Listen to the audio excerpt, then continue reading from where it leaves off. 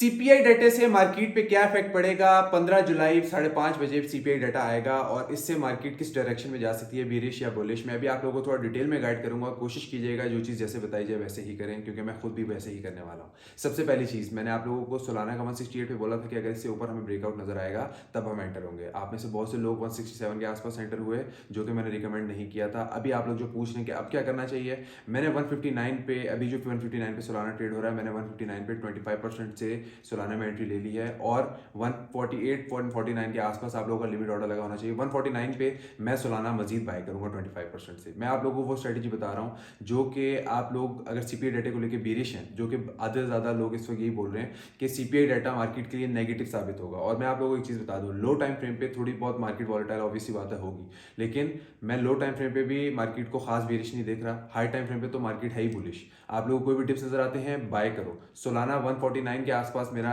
25% का ऑर्डर लगा हुआ है, उसके बाद नेक्स्ट जोन में आप लोगों को मेंशन कर दूंगा। इथीरियम 2850 के आसपास दिखे, इथीरियम को भी बाय करो। बीटीसी 1,10,000 से 1,15,000 के अंदर अंदर जब तक चल रहा है, आप लोगों को कोई भी टिप्स नजर आते हैं, आप लोगों के लिए बाइंग अपॉर्चुनिटी से कम नहीं है।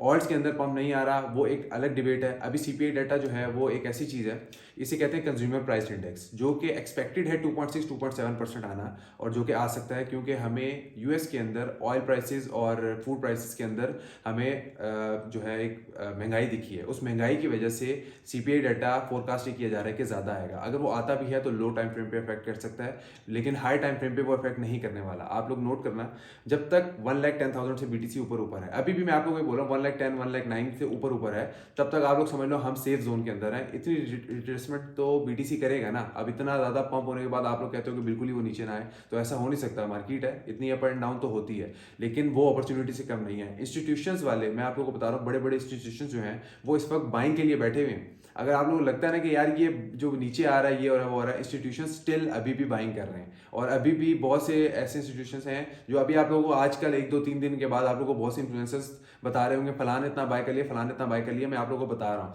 इंस्टीट्यूशंस बीटीसी के अंदर अपनी होल्डिंग्स मजीद बाइंग कर रहे हैं, क्योंकि उन्होंने देखा जो ब्रेकआउट हुआ है वो बहुत ज़बरदस्त ब्रेकआउट था। और उसके बाद हमें जो न्यूज़ वगैरह हैं, अब जब इस तरह की न्यूज़ वगैरह आना शुरू हो जाए, समझ लें रिटेलर को डराने के लिए हो रहा है। अब आपको सीपीआई डाटा लो टाइम फ्रेम पे इफेक्ट करेगा, वो भी मैं आप लोगों को बता रहा हूँ अपॉर्चुनिटी है। उसके अलावा जो मैंने फिदा की ट्रेड आप लोगों को दी हुई है, मैं उसके भी आप लोगों को थोड़ी सी गाइड कर दूँ, क्योंकि आप लोग बहुत ज़्यादा एकदम से पैनिक हो जाते हैं। इतने ज़्यादा मुझे मैसेज आए हुए जैसे अल्लाह माफ़ करे फिदा क्रैश हो गया।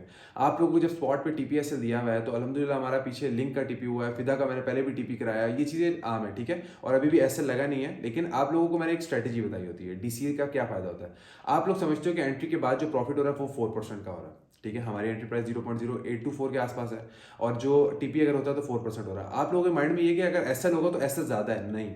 लेकिन जब आपका डीसीए हिट होता है तो डीसीए के बाद वापस अगर आप लोग टीपी की तरफ जाएं तो आप लोग देखें टीपी की रेशो क्या बनती है।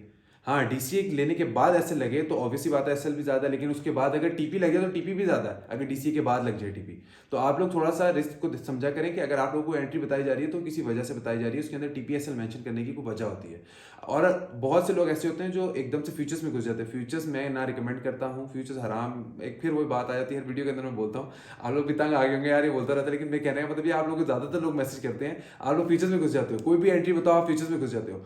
आप लोग स्पॉट के अंदर बाइंग बना के देखो, बेशक आप, मैं आपको बता रहा हूँ थोड़ी सी अमाउंट ही, $200-400 भी अगर आप लोगों के पास है ना, आप लोग स्पॉट के अंदर बाइंग बना के देखो।